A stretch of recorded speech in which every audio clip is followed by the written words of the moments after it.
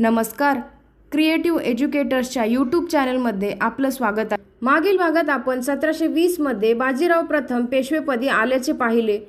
आज आपण 1724 ते 1754 या कालखंडातील भारतीय राजकारणाची वाटचाल पाहणार आहोत, जिथे मराठ्यांचा विस्तार झाला आणि युरोपियन सत्तांचा संघर्ष तीव्र झाला. 1720च्या दशकात मुघल साम्राज्याच्या कमकुवतपणामुळे अनेक प्रादेशिक सत्ता स्वातंत्र्य झाल्या. 1724 मध्ये सादक खा अवधचा स्वतंत्र नवाब नियुक्त झाला. याच वर्षी निजाम दक्षिणेत स्थायिक झाला, ज्यामुळे मराठ्यांशी संघर्ष अटळ होता आणि अपेक्षेप्रमाणे 1728 मध्ये पालखेड येथे निजामाच्या बाजीरावकडून पराभव झाला.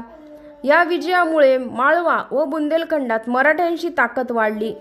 1731 मध्ये डफईची लढाई झाली आणि त्याच वर्षी वारणेचा तह झाला, ज्यामुळे मराठा सत्तेतील अंतर्गत आणि बाहेरील संबंध निश्चित झाले. पुढील काही वर्षात बाजीराव पेशव्यांच्या नेतृत्वाखाली मराठा साम्राज्याने उत्तरेत अभूतपूर्व विस्तार केला. 1737 मध्ये बाजीरावचा दिल्लीवर शह देण्याचा धाडसी निर्णय ऐतिहासिक ठरला. 1739 हे वर्ष मात्र दोन मोठ्या घटनांसाठी ओळखले जाते. नादिरशहाचे दिल्लीवर आक्रमण झाले, ज्यामुळे मुघल साम्राज्याची उरलेली शक्तीही संपली. त्याच वर्षी मराठ्यांनी आपल्या पश्चिम किनाऱ्यावरील ताकद वाढवली आणि पोर्तुगीजांपासून ठाणे, साष्टी, वसई घेतली. 1740 मध्ये बाजीराव प्रथम यांच्या निधनानंतर बाळाजी बाजीराव उर्फ नानासाहेब पेशवे बनले. त्यांचा कार्यकाळ 1740 ते 1761 पर्यंत होता. याच काळात प्रादेशिक नवाबांनी स्वातंत्र्य घोषित केले. अलीवर्दीन खान बंगाल, बिहार, ओरिसाचा स्वातंत्र्य नवाब बनला. दुर्दैवाने कर्नाटकाचा नवाब दोस्त अली मराठ्यांबरोबरच्या संघर्षात मारला गेला. जेव्हा भारतात मराठा सत्ता विस्तारत होती, तेव्हा दक्षिण भारतात इंग्रज आणि फ्रेंच यांच्यातील संघर्ष वाढत होते. 1742 मध्ये फ्रेंच वसाहतीतील पॉंडिचेरीचा गव्हर्नर म्हणून डुप्लेची नियुक्ती झाली, जो फ्रेंचांचा महत्त्वाकांक्षी नेता होता. 1744 ते 1748 या काळात इंग्रज व फ्रेंचांमधील प्रथम कर्नाटक युद्ध झाले. 1746 मध्ये मॉरिशसचा गव्हर्नरला बोर्डिले याने मद्रास जिंकले, जो इंग्रजांना मोठा धक्का होता. 1748 मध्ये युरोपात एक्सेला शापेलाचा तह झाला, ज्यामुळे मद्रास पुन्हा इंग्रजांकडे परत आले. या वर्षी दिल्लीत अहमद शाह मुघल सम्राट बनला, ज्याचा कार्यकाळ 1748 ते 1754 हा होता. मराठा राजघराण्यातही बदल झाले.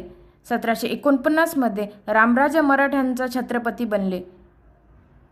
1750 ते 1754 या काळात इंग्रज व फ्रेंच यांच्यातीलही द्वितीय कर्नाटक युद्ध झाले.